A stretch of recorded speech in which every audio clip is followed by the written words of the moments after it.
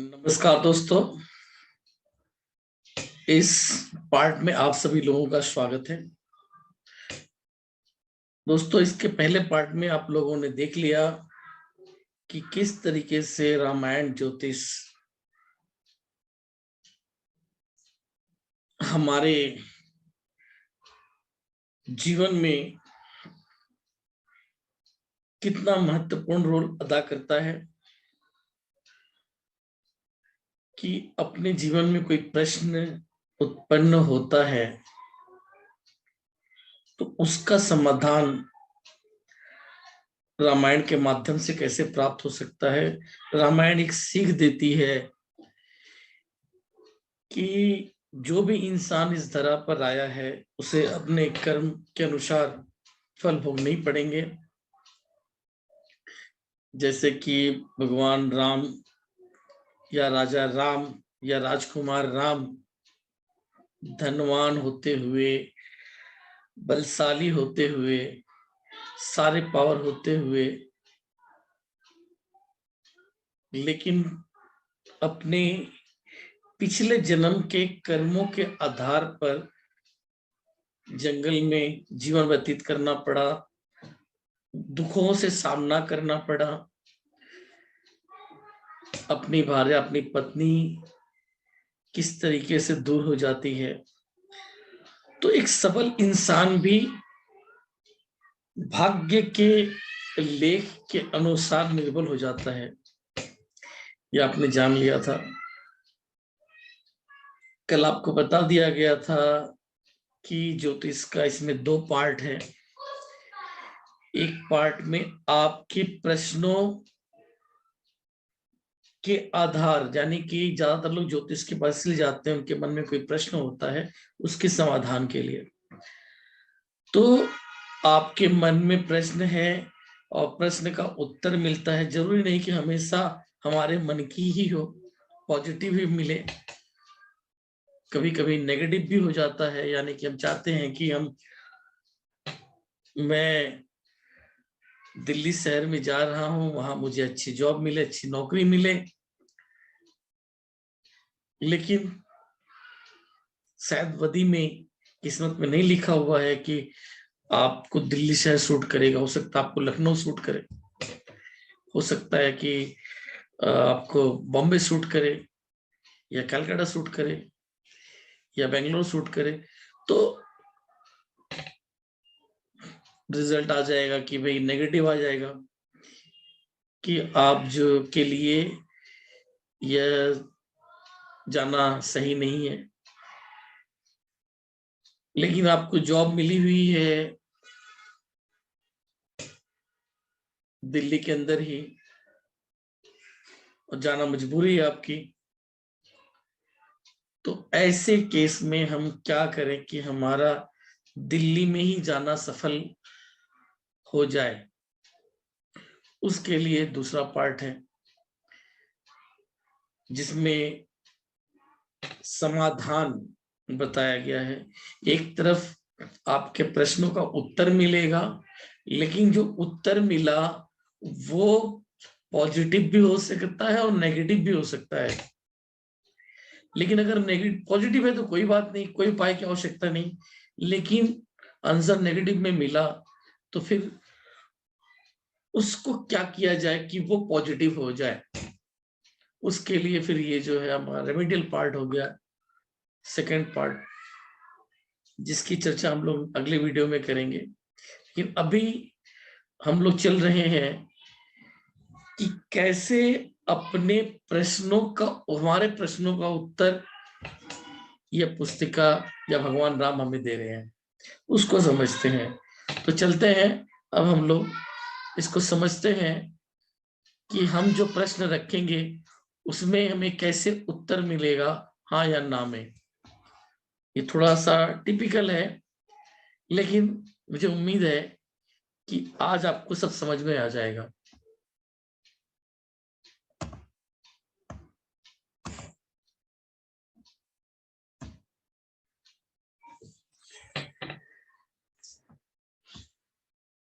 यहां देखिए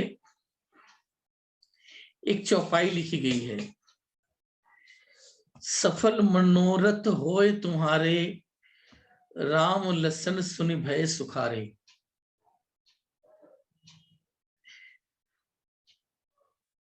आपने अपने मन में इसको करते कैसे हैं, इस प्रश्नावली को पूछते कैसे हैं, वो चीज अभी मैं आपको बताऊंगा। हमें सबसे पहले ईश्वर का ध्यान करना है और स्वच्छ मन से, साफ मन से। तो साफ मन की जब मैं यहाँ बात कर रहा हूं, तो मुझे तो कहा गया कि वे पूजा करने से पहले अच्छे तरीके से नहा धो लीजिए, साफ हो जाइए। लेकिन मैंने जो पाया है,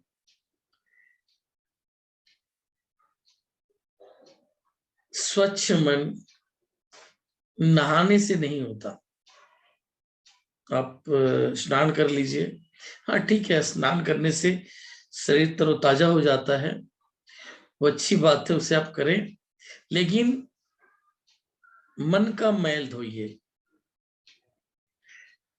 शरीर को न्यूट्रल कर दीजिए, मतलब मन आत्मा को न्यूट्रल कर लीजिए। न्यूट्रल भाव से होके अपने प्रश्न को रखिए, निष्काम भाव से, और फिर उत्तर मिलेगा आपको। तो स्वच्छ मन आप कैसे कर सकते हैं? तो विधि है, जो प्रश्न को करने की जो विधि है, आप एकांत में हो जाए, कमरा है, थोड़ा शांत वातावरण ले लें, उसमें डीप ब्रीथिंग में जाए। पहले आपको इसके बारे में सोचना ही नहीं है, पहले अपनी श्वासों को नियंत्रित कीजिए। गहरी सांस लीजिए और गहरी सांस लेकर उसे छोड़िए, अपना ध्यान अपनी श्वासों पे लगाइए। जो अपना ध्यान अपनी श्वासों पे लगाएंगे, तो बाकी विचार जो है वो ऑटोमेटिक धीरे धीरे शरीर से निकल जाएंगे। ये हो जाएगी आपके मन की शुद्धि। अब अपने ईश्वर का ध्यान कर लीजिए। कुछ देर आपने आपका सांसों पे ध्यान लग गया, देखने लग गया, आपने श्वासों को, आते आते श्वासों को आपने देख लिया, तो अपना ध्यान अपने ईश्वर पे लगाएं, भगवान राम पर लगाएं। रामचरितमानस का स्मरण करें। फिर आगे आपने अपने प्रश्न को मन में रखकर आगे कार्य करना है, वो हम आपको आगे बताएंगे। फिलहाल यहां देख लें, यहाँ एक चौपाई आ रही है, सफल मनोरथ होए तुम्हारे, राम लसन सुनी भय सुखारे। आपके सामने ये चौपाई बनकर तैयार होगी।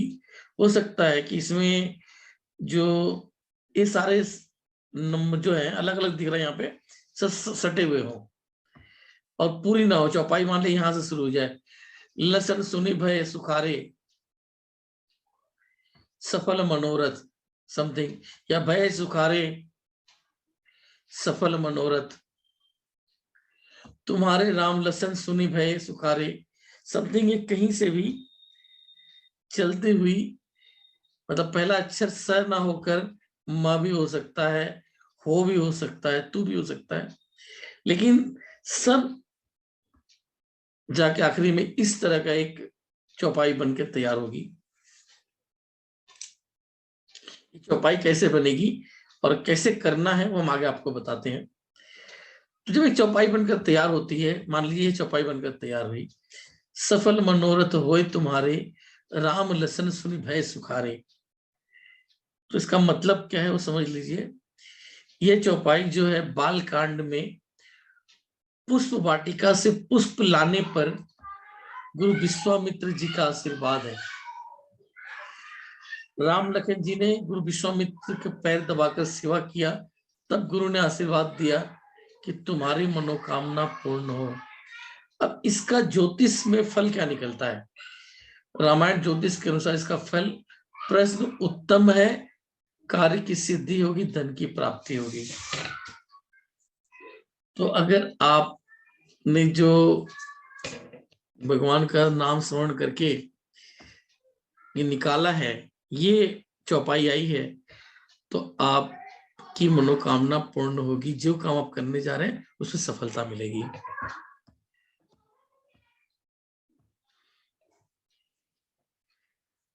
रामायण ज्योतिष यही है इसका मेन चीज। तो आप देखिए यहां पर,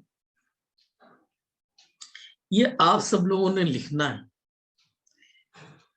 ये एक कॉपी ले लीजिए, उस पे 15x15 के खाने बना लीजिए।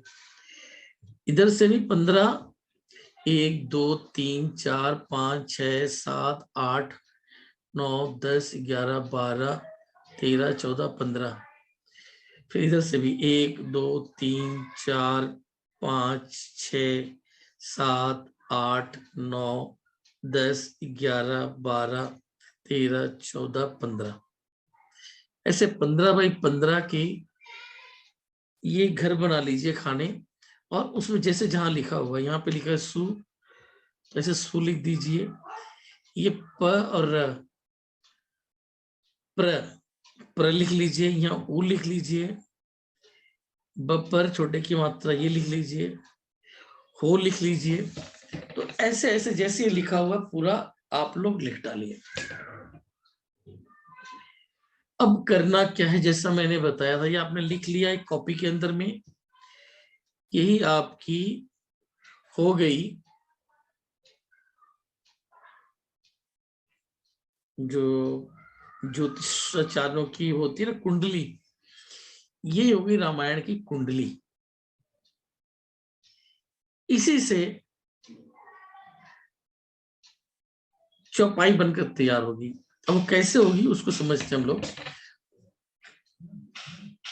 तो आपने क्या करना है कि पेंसिल ले लीजिए, एक पतली सी, जो पहले पेन हुआ करता था, मोर पंख, सॉरी कोई पंख ले लीजिए आप, मोर पंख जिसके द्वारा किताब लिखी जाती थी।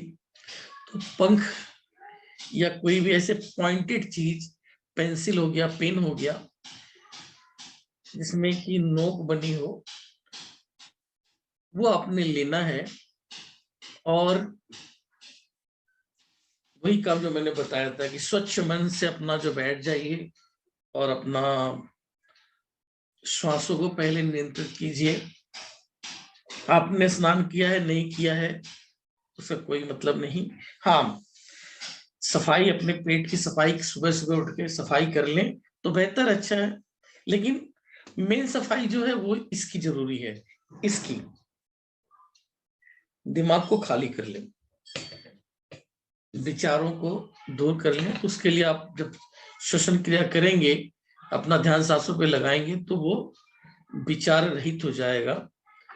और फिर आप अपने ईश्वर का ध्यान कर लें, श्री राम जी का ध्यान करें, रामायण का ध्यान करें, और अपने प्रश्न को मन में लाएं।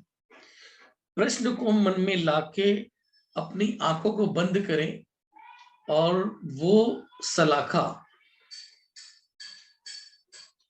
माचिस की तीली हो सकती है, पेन हो सकता है, कुछ भी हो सकता है, पॉइंटेड चीज जो है, आंख बंद करके अपनी इस बुक पे रख दे कहीं भी। अब थोड़ा इधर उधर घूम के, ताकि आपको पता भी न चले कि आप कहाँ रख रहे हैं। आपने किसी जगह पर रख दिया, सपोज मान लीजिए आपने रखा यहाँ पर, आपने जो खोला आंख, अब आप खोल के देख लीजिए तो यहाँ आया, ये जी लिखा हुआ है। अब वो करना क्या है वो देखिए, मन में बना लीजिए कि पहला ये है, B C D E F G H I J K L M N O. ये अपने आप में नंबर बना लीजिए इस तरीके से, ए बी सी डी करके चले जाइए, ओ तक है। अभी हम यहाँ पर थे जी, इस लाइन में। और फिर यहाँ से इसको मान लीजिए 1 2 3 4 5 6 7 8 9 10, यहाँ 15। तो हमने जो यहाँ पे लिया था, जी पे आया था, तो हम यहां से चलेंगे पहले, A B C D E F G H I J K L. यल में देखिए लाइन जो है यहाँ पर थी, तो यल में आ गया 12वां नंबर। अब इधर से हम चल के देखेंगे 1 2 3 4 5 6 7 8 9 10, यानी यहां से देख लेते हैं। यहाँ आ गया था हमारा एल आया था, इसको हम 1 2 3 4 5 6 7 8 9 10, हम यहां लिख लें L10। L10 हमारा पॉइंट हो गया।